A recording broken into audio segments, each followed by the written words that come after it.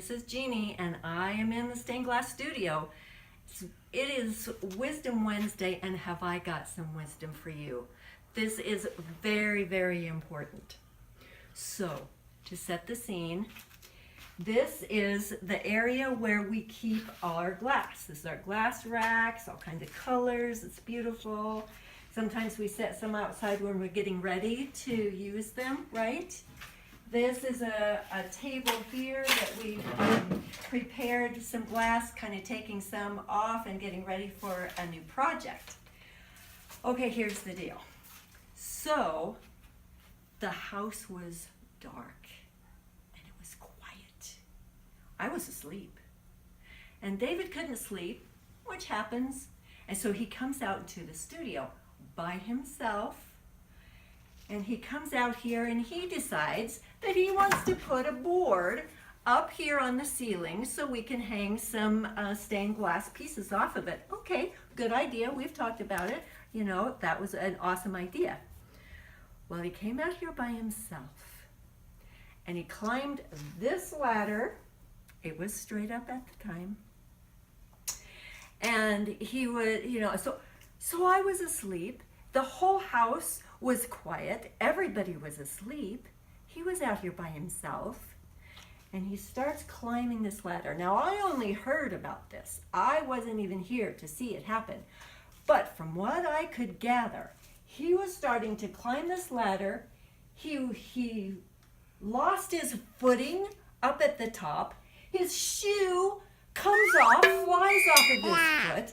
His other foot is stuck up there on the top. Can you believe this is happening? So here's this glass. So from what I understand, he had one foot up here, the other foot down, doing the splits, if you can imagine this. And then he grabs onto these boxes. Whoa, there's those plastic boxes he pulls them down on top of him. There he goes down, slides himself right down. This is glass, ladies and gentlemen. This is sharp glass. He could have gouged himself.